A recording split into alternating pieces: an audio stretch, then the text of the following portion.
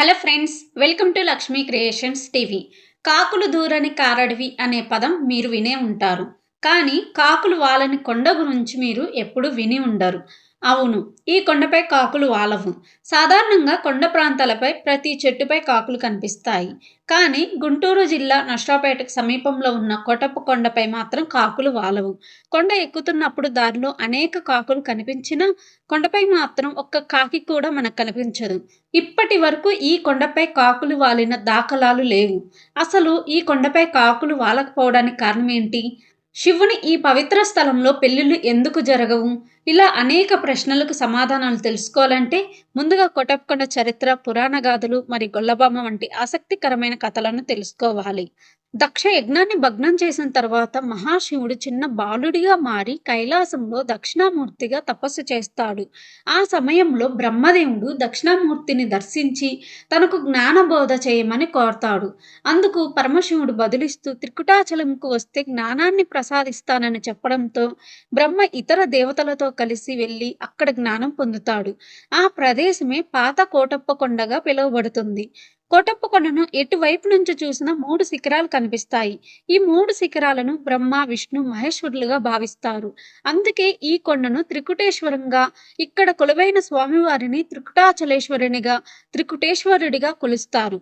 త్రికుటేశ్వర పర్వతాలకు సమీపంలో కొండకావూరులో సుందుడు అనే యాదవుడు తన భార్య కుందిరితో కలిసి జీవించేవాడు. ఓ రోజు సుందుడు పశువులను కాచుకుంటూ రుద్రకొండపై ఉన్న త్రికుటేశ్వరుణ్ణి దర్శించి సేవిస్తాడు. ఆ తరువాత సుందుడు భార్యకు కుమార్తె జన్మిస్తుంది. ఆమెకు గొల్లభామ అని పేరు పెడతారు. ఆమె జన్మించిన తర్వాత ఆ కుటుంబం సిరి సంపదలతో జీవిస్తుంది. అయితే గొల్లభామ మాత్రం చిన్నతనం నుంచి పరమశివుడి పట్ల అత్యంత భక్తిని కలిగి ఉండేది. ఆమె రోజూ రుద్రకొండపై ఉన్న పాత కోటేశ్వర ఆలయంలో ప్రార్థనలు చేసేది. ఆమె భక్తిని పరీక్షించదలిచిన శివుడు కన్య అయిన గొల్లభామకు గర్భాన్ని ప్రసాదిస్తాడు.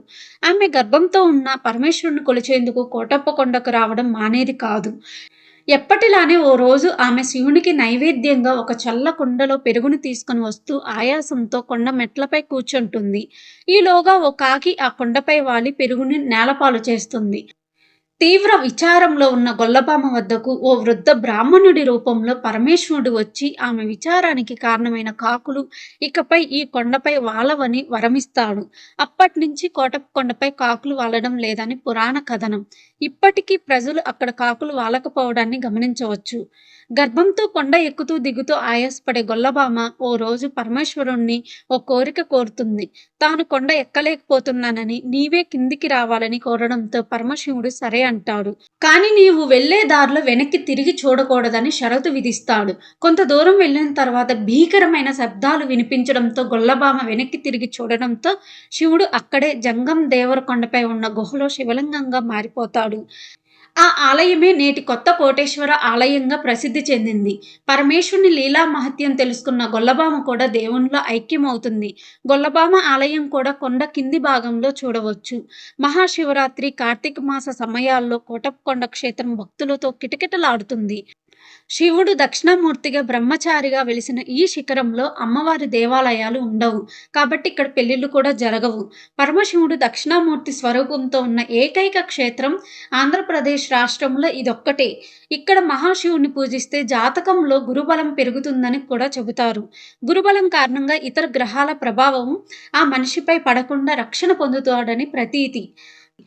అందుకే గురుగ్రహం అనుగ్రహం పొందాలంటే కోటప్పకొండ వెళ్ళి త్రికుటేశ్వరుణ్ణి సేవించాలని అంటారు. ఇక్కడ వాతావరణం ఎంతో ప్రశాంతంగా, ప్రకృతి అందాలు టూరిస్టులకు ఎంతో రమణీయంగా కనిపిస్తాయి.